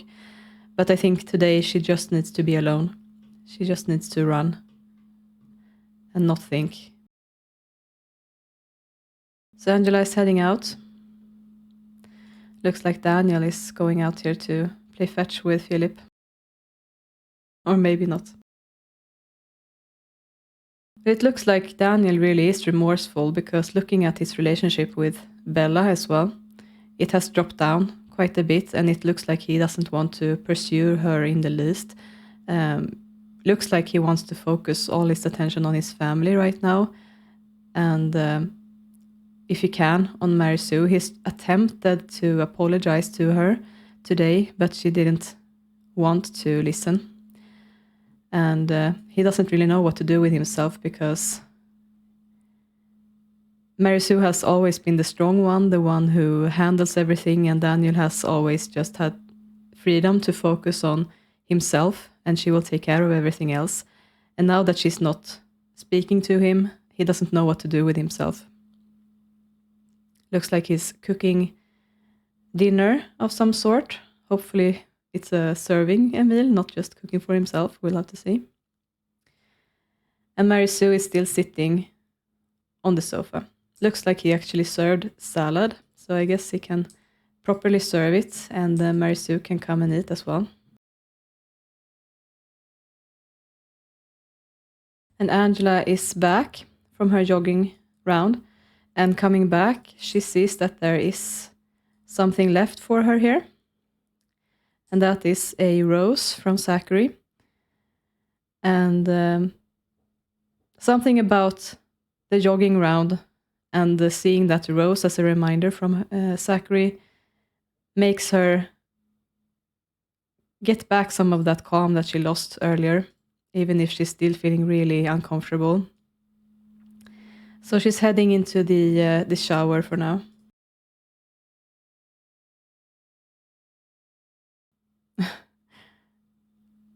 Looks like Daniel is throwing food at Mary Sue, and she actually wasn't angry at him. That seems like a miracle almost. Looks like she's coming around. She is pretty high up there with the long and short-term relationship, even if she is angry still with him. And it looks like she's accepting his flirting and everything, so looks like things are mellowing down a bit between them. And yeah, Daniel has higher hopes for what's coming in the evening here.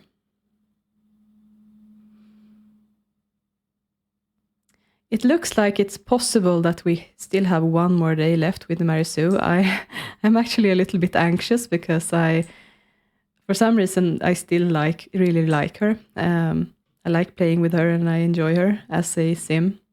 She has a lot of depth to her, so I really dread her death that's impending. But yeah, so I think that possibly I have at least one day left with her. So we'll have to see. Usually the Grim Reaper arrives around 7 in the evening. So we'll have to see.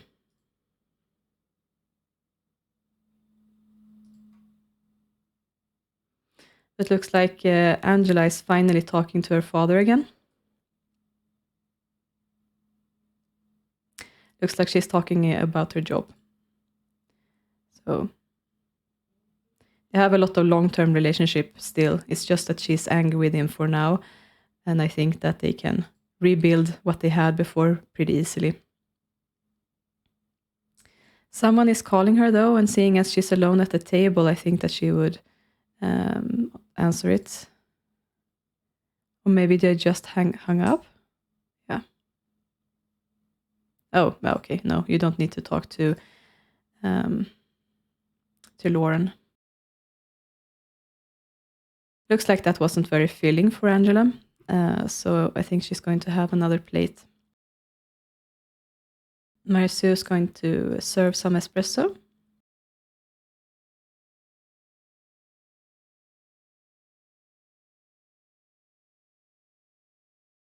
I think this was, clogged, so Daniel is going to unclog it.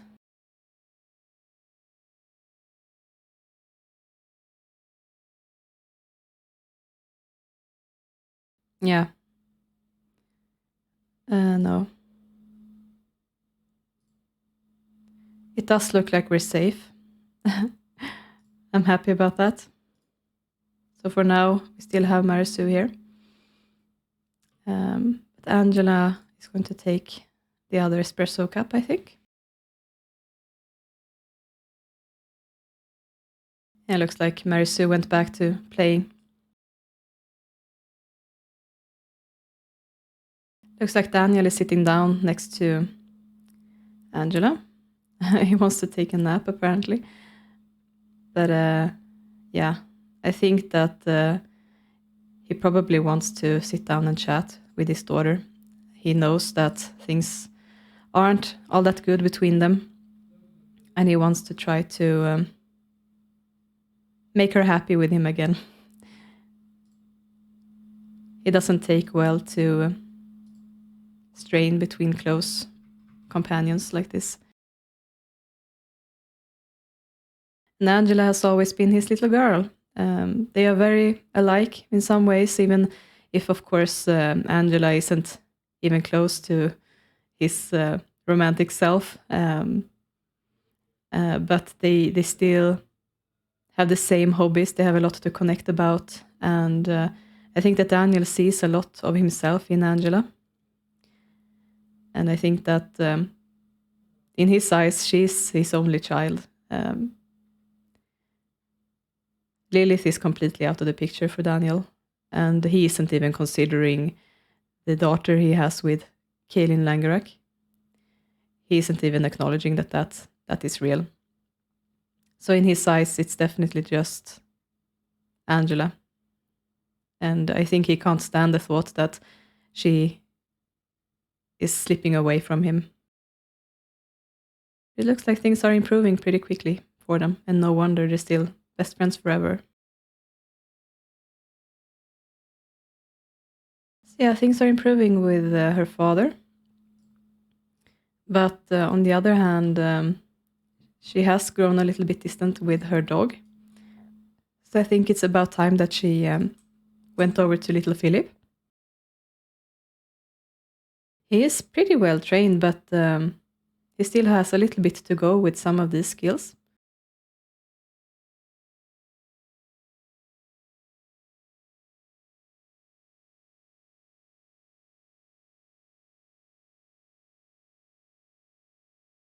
That's great.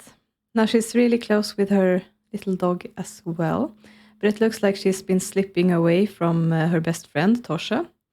On the other hand, things move pretty quickly when you slow down the time with Mirola's time control clock.